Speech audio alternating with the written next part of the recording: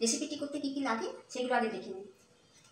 প্রথমে রাখছে 200 গ্রামের পনির, তারপর পেঁয়াজ, তারপর 2টো টমেটো, আদা কুচি, রসুন আর কাঁচা লঙ্কা কুচি, হলুদ গুঁড়ো, জিরে গুঁড়ো, কাশ্মীরি লঙ্কা গুঁড়ো, টক দই, ধনে পাতা কুচি এবং জিরে 1 চামচ, জিরে, একটা শুকনো লঙ্কা, নুন এবং সাদা তেল। প্রেসার কুকারটা গরম হয়ে গেছে, সাদা তেল দিচ্ছি।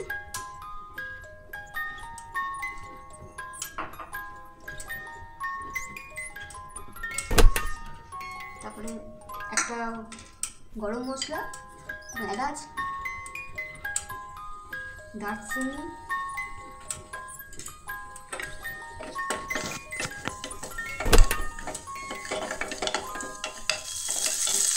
পেঁয়াজগুলো একটু লাল লাল করে ভাজা হবে। পেঁয়াজটা লাল লাল করে ভাজা হয়ে গেছে, এবার দেবো রসুনটা একটু নাড়বো। তারপরে দেবো কাঁচা লঙ্কা কুচি, তারপরে টমেটো, তারপরে বাটা কুচি, 1 কাপের মতো জল দিল।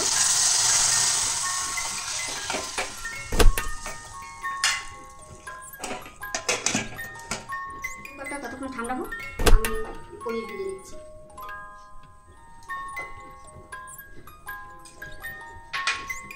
কাশ্মীরি লঙ্কা গুঁড়ো দেবো 1 চামচ, 1 চামচ জিরে দেবো, গোটা জিরে, একটা শুকনো লঙ্কা,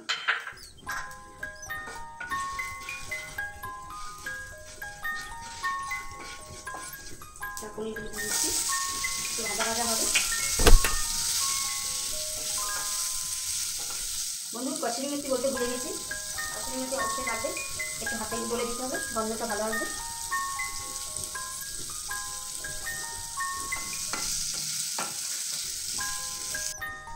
পনিরটা ভাজা হয়ে গেছে, ধনে পাতা দিচ্ছি। মশলা দিয়ে আমি এখন কষাবো।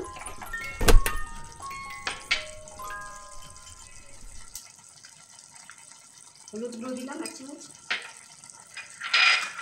জিরে গুঁড়ো 1 চামচ, পনিরে নুন দিইনি কেন এখানে নুন দিচ্ছি তো তার জন্য। এটা কষানো হোক, তেল ছাড়বে, গ্রেভিটা ভালো হবে দেখতে। তেল ছেড়ে গেছে, 1 চামচ দই দিচ্ছি।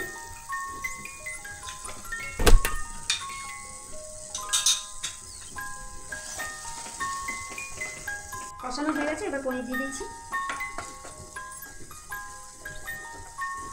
একদম ধাবা স্টাইলে খেতে হয়েছে, হোটেলের জন্য হয়।